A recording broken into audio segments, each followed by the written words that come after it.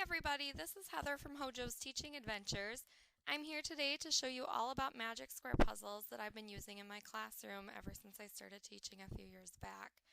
Now, magic square puzzles can come in either a 3x3 format or a 4x4 format. So it just depends on the age of your students.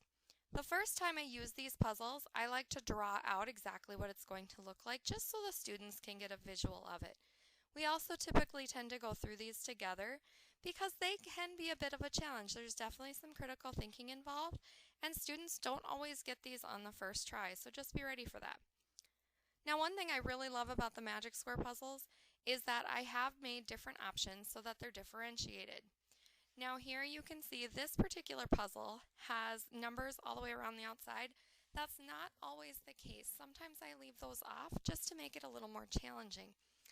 And some of the puzzles have pictures, some do not. I try to include multiple sets within one purchase. That way you can get the most bang for your buck and differentiate to meet the needs of all the students in your room. Now to start magic squares, you just pick any one puzzle. So like the bottom of this one says 5 times 4, which we all know is 20. So there we go, found that one quite quickly. Now I'm going to just keep looking here. So the next puzzle is 8 times 4. So I'm looking on the matching side. Easily found a 32. So now 6 times 9, looking for a 54 on the top. Easy peasy.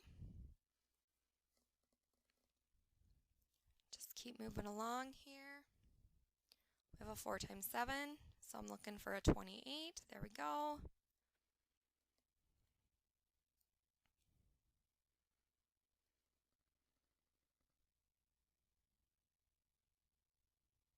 Now, all right, continuing on here. And you can see that they do match. Now one thing, sometimes I'll have students that say, hey, 35 and 35 match. Well, they do, but they don't, because we don't want the pictures to be upside down. That does not make our magic square perfect. So make sure that they keep the pictures facing the right way. You might have to preach this into their heads a little bit. So I just keep working to make, in this case, a 4x4 puzzle. So I'm just going to keep trucking along here. Now, one thing I want you to know as I continue finishing this puzzle is that magic squares are great for all students. They require higher order thinking skills. Oh, here's another example of something the students shouldn't do. Yes, 4 times 9 and 6 times 6 are the same, but you want a problem with an answer, not two problems next to each other. Plus this other one doesn't match. So you want to find like 4 times 9 would be 36, and then the 6 times 8 is 48, and we're all set. All right, so back to what I was saying here a second ago. Magic square puzzles are great for all students. You seriously can use them with any group. I have used them with students from kindergarten all the way up to 6th grade. They do require some higher order thinking skills, but don't let that deter you. I have used these with ELL students. I have used these with kids with special needs. I've actually found that some of my special ed students do better with these puzzles than some of my higher end students because they're good at persevering and they really try their best. So give these a chance and know that it might take students 2 or 3 times to kind of get the concept of it. So start with something easy and fun.